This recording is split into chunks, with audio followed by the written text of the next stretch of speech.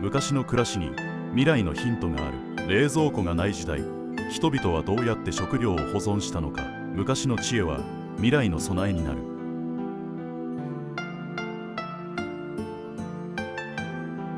導入。もし明日から冷蔵庫が使えなくなったら。夏の夕方、畑仕事を終えたあきらくんは冷蔵庫から冷えた麦茶を取り出しました。ふう、生き返るな。その様子を見ながらあかねちゃんがふと尋ねます。ねえ、あきらくん、もし明日から冷蔵庫が使えなくなったらどうする？あきらくんは笑いました。そんなことあるわけないよ。すると縁側で昼寝をしていた虎がゆっくり目を開きました。まるで本当にそうかなと言いたげな表情です。あかねちゃんは静かに続けます。地震や台風で停電したら、物流が止まったら、冷蔵庫が壊れたら。あきらくんは少し考え込みました。確かに私たちの暮らしは思っている以上に冷蔵庫に頼っています。野菜、肉、魚、飲み物、ほとんどの食べ物が冷蔵庫を前提に管理されています。でも昔の人たちは違いました。冷蔵庫も電気もない時代、それでも食べ物を腐らせず家族を養い長い年月を暮らしてきたのです。そこには現代人が忘れかけている知恵がありました。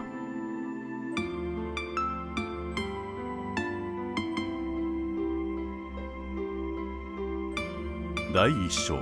冷蔵庫がない時代は当たり前だった。今から150年以上前、江戸時代の日本。もちろん電気はありません。冷蔵庫もありません。スーパーもありません。コンビニもありません。ですが人々は毎日食事をし、農作業をし、家族を育てていました。どうやって食料を保存していたのでしょうか。その答えは自然を利用することでした。人々は干す、つける、発酵させるという方法を使っていました。あかねちゃんは言います。保存って冷やすことじゃなかったんだね。現代人は保存イコール冷蔵庫と思いがちです。でも昔の人は保存イコール知恵だったのです。虎は満足そうに尻尾を揺らしています。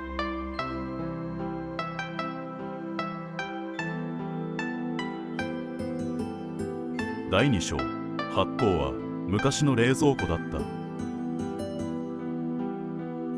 味噌、醤油、ぬか漬け、たくあん、梅干し、これらに共通するものがあります。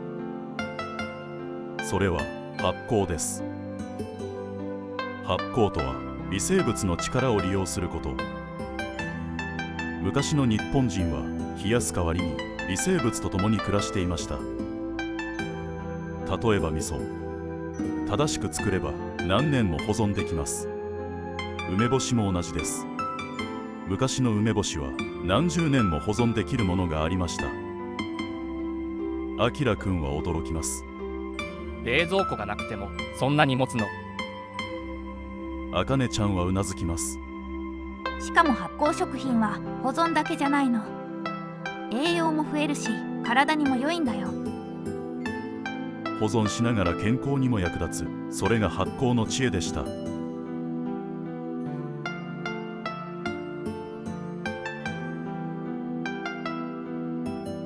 第3章。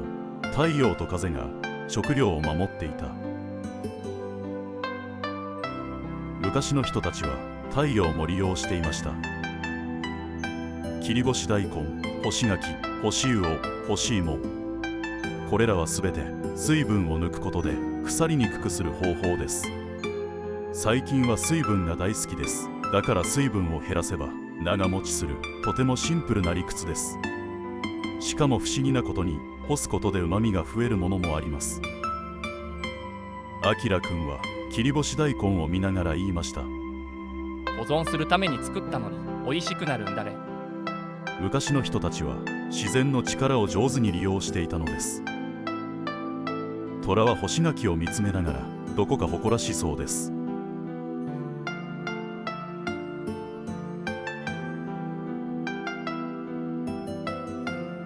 第4章、昔の知恵は未来の備えになる。現代は便利です。冷蔵庫があります。冷凍庫もあります。24時間営業のお店もあります。しかしその便利さは電気があること、物流が動くことを前提にしています。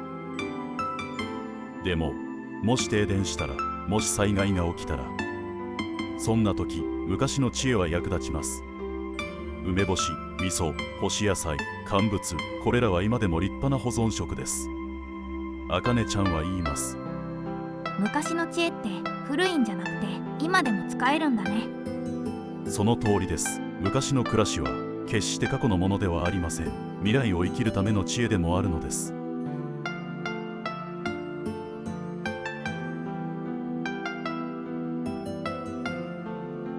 最終章、便利さの中で忘れてしまったもの。もちろん冷蔵庫は素晴らしい発明です。私たちの暮らしを支えてくれています。ですが便利になったことで季節を感じること、保存の知恵、発酵文化を少し忘れてしまったのかもしれません。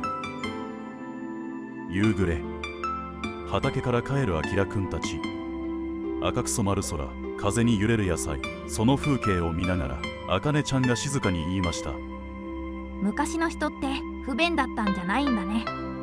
自然と一緒に暮らす知恵があったんだ。あきらくんもゆっくりうなずきます。便利さも大事だけど知恵も大事なんだね。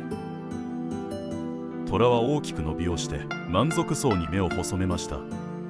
昔の暮らしには未来を生きるヒントがまだたくさん残っています。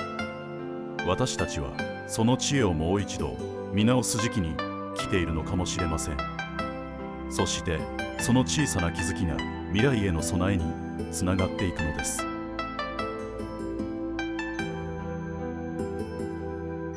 最後までご覧いただきありがとうございました。今回の動画が面白かった方はぜひチャンネル登録や高評価をしていただけると励みになります。それではまた次の動画でお会いしましょう。